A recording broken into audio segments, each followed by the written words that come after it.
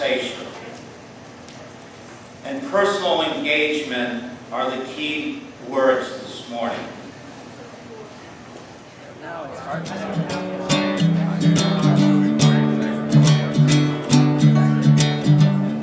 Track of all these kids, but I noticed on the wall, in more than a few of these places, there was a quote that was painted on the wall, and I brought it with me. It said, "Never doubt that a small group of thoughtful, committed citizens can change the world. Indeed, it's the only thing that ever has." You've probably heard that quote before.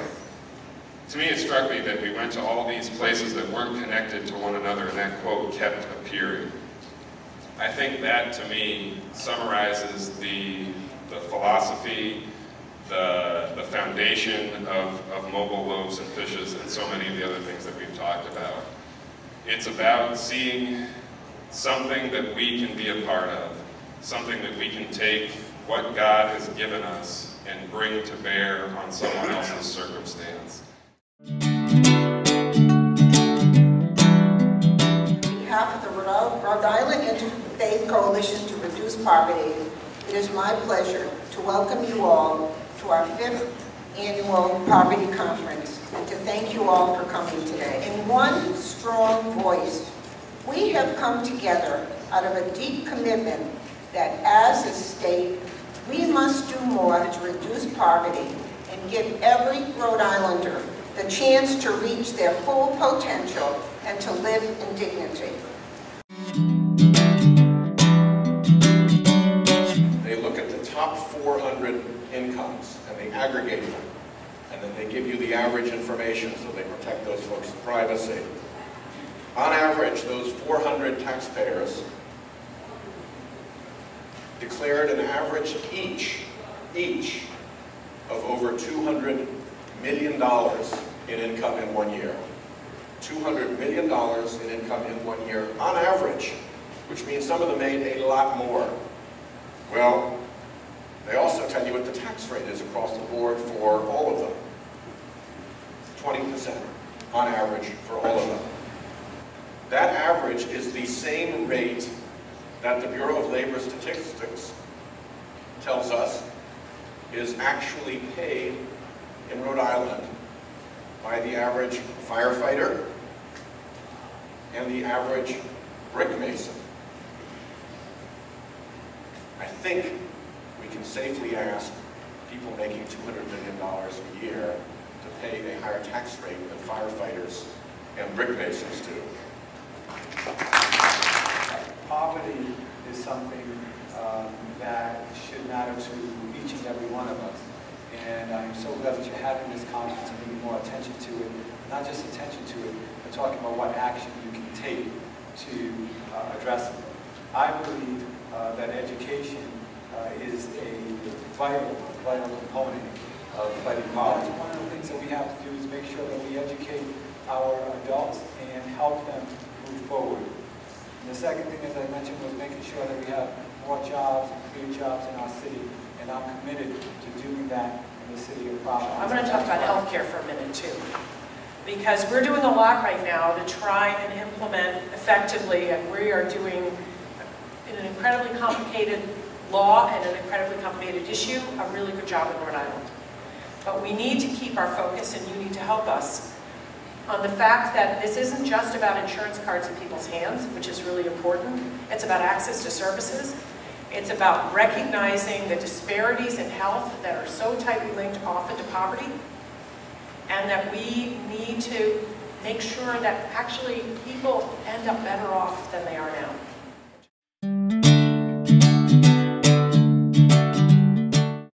The Spirit of God opened my eyes to see the effects of how poverty is a thief, how it steals our freedom, our hope, our vision, how it steals the potential of life from our children and from our adults. Poverty must be stopped, and you and I have the tools to do that.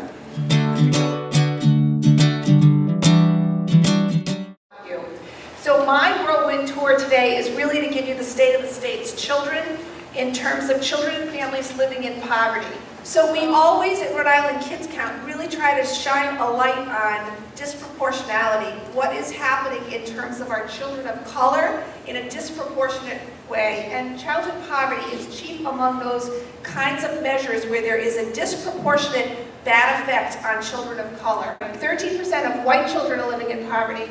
A full 38% of all black children are living below the poverty level.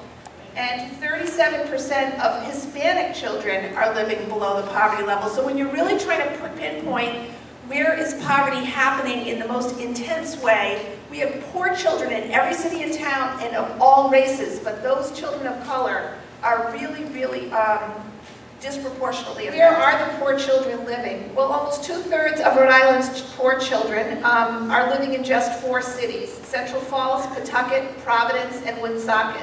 Those 4 are now what we're calling our 4 core cities. The 5th one is Newport, that we don't have housing is an ultimate children's issue. In 2012, a worker would have to earn $22.62 an hour to be able to afford the average rent in Rhode Island without a cost burden. And a cost burden is any time you spend over 30% of your income in paying for housing. This is 3 times the state 2012 minimum wage of $7.40 an hour. As was referred to before by a couple of our speakers, in 2012, 1,277 children stayed in homeless shelters with their families, and that's up from 17% in 2011. When we talk about poverty in Rhode Island, what do we mean? Well, we talk about, what this slide shows us is that there are 149,000 of our neighbors living in poverty in Rhode Island. That's 14.7%. And as the data that Elizabeth presented showed, higher rates of poverty among minorities and minority individuals in our state, soon to be majority individuals, among Hispanic, Latino families, among Black and African American families, and among Asian families and individuals. A little bit of sense of people who are getting welfare, and welfare used to just refer to the cash assistance program. There are 2 main welfare programs in our state. One is the welfare program, the cash assistance program for parents with children under the age of 18. In Rhode Island, that's called the Rhode Island Works program. Families getting the cash assistance benefit for Rhode Island Works, a family of 3 gets $554 a month. That is a benefit level that has not been adjusted in over 20 years, I'll say close to 30 years. So we don't give our families an inflation-adjusted amount of benefits every year. In contrast, for seniors, we have a federal program called the Supplemental Security Income Program for seniors and people with disabilities who have not worked enough to receive a high level of Social Security benefits, either retirement or disability.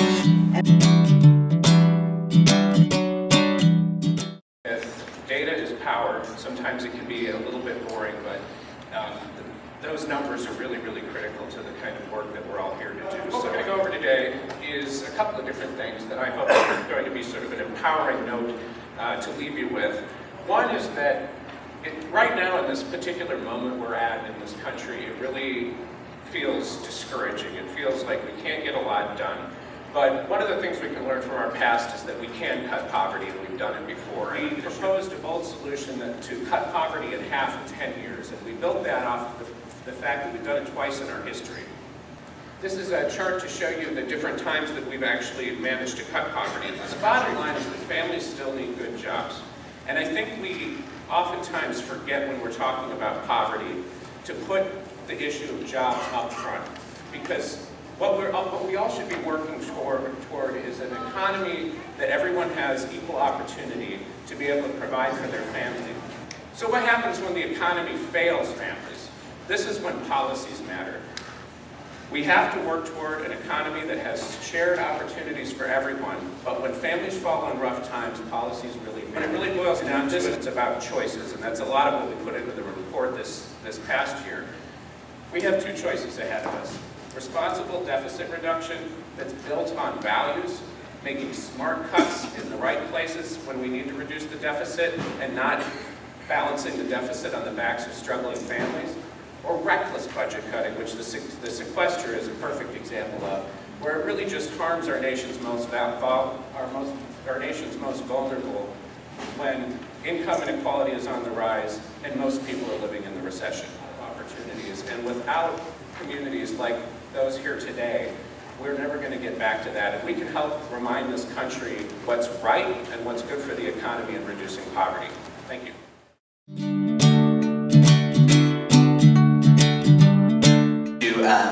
There are basically two parts of fighting poverty. One of them is the specifics, the legislative agenda items, the policy proposals, the advocacy. That's all one part of it.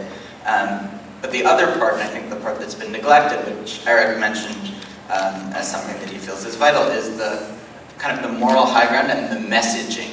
And I think a lot of times we presume, or that it's obvious to us, why fighting poverty is so important and how poverty is totally destructive to families, emotionally, socially, financially. And we just focus on the financial picture and leave out the social, emotional component of it. But not only that, we leave out the moral component of it, and that we have a moral responsibility. The problems that we're facing, they're not going away. And they will not go away until we stand together and we take an action to eliminate this problem, or at least let our representatives know that when they design the policies for every year, for every budget, they need to understand that these people who are suffering from poverty, they are just like us. Sharing is very important. How we share. I don't mean material things, but I mean knowledge and how we help people to understand where they are and how you overcome some of the things where you are.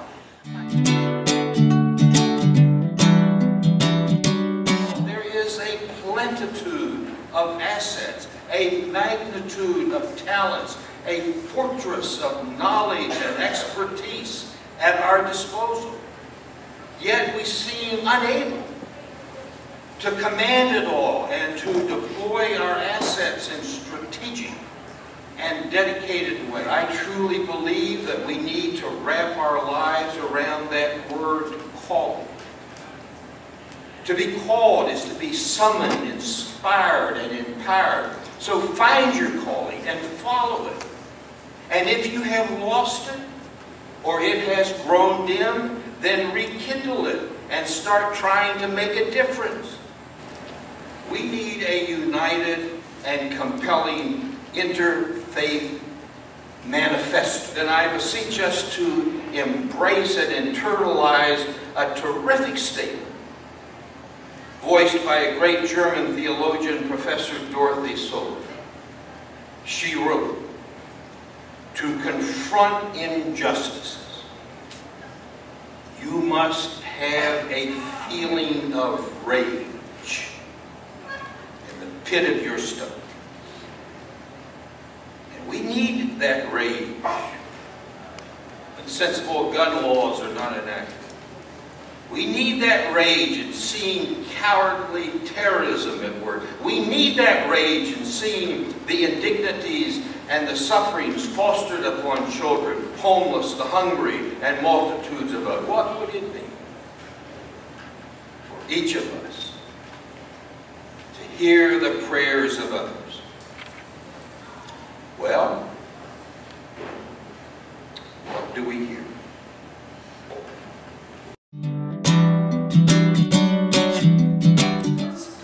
And we trust that you have been touched by sharing the stories around your tables, that you have become more aware of the extent of poverty in Rhode Island, that you have gained some insight into the relationship between poverty and economic prosperity, and that you have been motivated to take action.